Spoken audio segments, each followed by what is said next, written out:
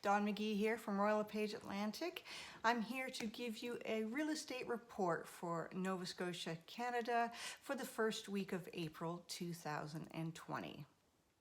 First of all, I want to say we really won't see how this has impacted the Nova Scotia market here until probably May and June. See, most buyers put in an offer and they usually have a 60-day close. So we won't really see the impact of this pandemic affecting our sales numbers until late April, May, because since the pandemic hit the middle of March, beginning of March, that sort of thing, is when the nosedive started happening. So we probably, that's when the hesitation started and people withdrawing offers and kind of going into hiding, staying at home, that sort of thing. So we won't really see the impact of that lack of buyers from that March period happening until May and June. So, but until then, we have seen that's why I wanted to give you a comparative report from the first couple of weeks of April compared to the last couple of weeks of March. So it is starting to show us some numbers, but we won't really see the largest impact until those closings that would have happened in May aren't there to pad our numbers. So what we are seeing right now is the number of sales for the first couple of weeks has decreased about 50% from the same period last year. So we are down in sales across the board in Nova Scotia, about 50%. But compared to the last week of March, it's a slight dip, maybe 30% dip from the last week of March. So that's not great news, but it's certainly understandable with the pandemic and the emergency state of affairs here in Nova Scotia. As far as new listings, this first couple of weeks of April compared to last year, the same period, we are down about 75% of listings, which is not good news at all, considering the fact that we were going into this spring season with only about a 3 to 5 month supply of inventory as it was. So we were a seller's market going in, and it's really a sad state of affairs as far as the amount of inventory that's currently on the market. So the moral of the story is, if you are in a situation where you need to buy or you need to sell, contact your local realtor and we will find you something, or get your property listed if you're in the position where it's essential that you sell. So it is a good time, obviously, because the inventory is so low.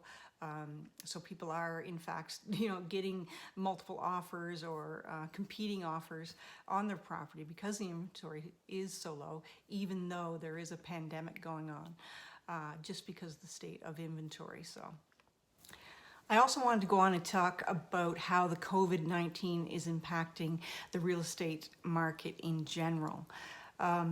There's been a lot of research going on right now with major banks and lending institutions, and they're doing the research and their due diligence as far as anticipating when and how we're going to recover from this dramatic decrease in the housing market. The consensus is the big lending institutions and researchers have come back and said that in the past, with other pandemics such as SARS, Zika, H1N1, it has been a V-shaped recovery. So that means a sharp decline followed by a dramatic incline, so V-shape.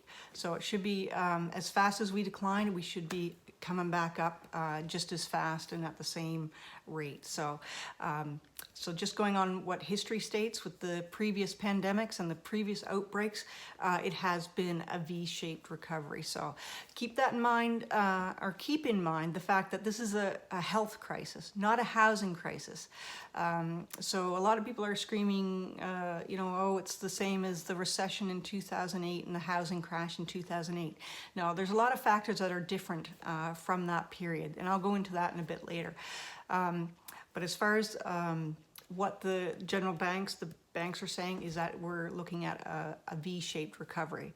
Now, depending on when that incline starts to happen again, really will determine how the overall year end will end up. Our local brokers and our local Royal LePage leadership feel that because of the employment sector that is currently laid off, that it won't have much impact on the overall housing market, because a lot of those folks laid off were not necessarily a position to buy anyways.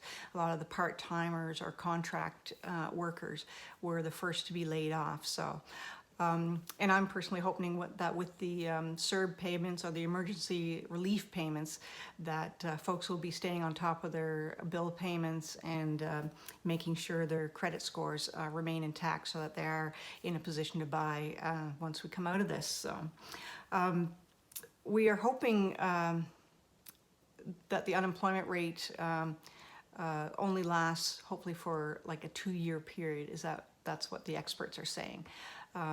In other cases, such as the recession, it took 7 years to bounce back to the regular employment rate as it was pre-housing crash.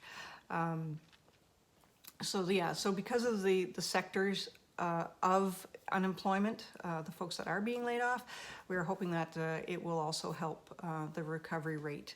A lot of weight is being put on the housing market to be the forerunner in getting this economy back to normal.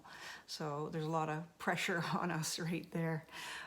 Because we had such a low inventory going into this pandemic, and we were in a seller's market, so home prices were higher. They were up probably 6-7% across Nova Scotia from previous years.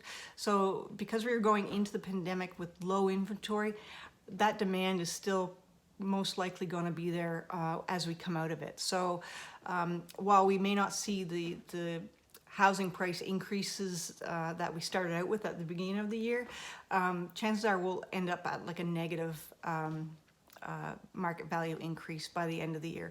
All depending on when the flattening of the curve happens will determine how fast we come out of it and at what point of the year that we come out of it. So, but depending on that factor, we do anticipate not much of a variance in the overall home value increases by the end of the year. So that's good news as well. Hi there, if you liked that video, be sure to like and subscribe.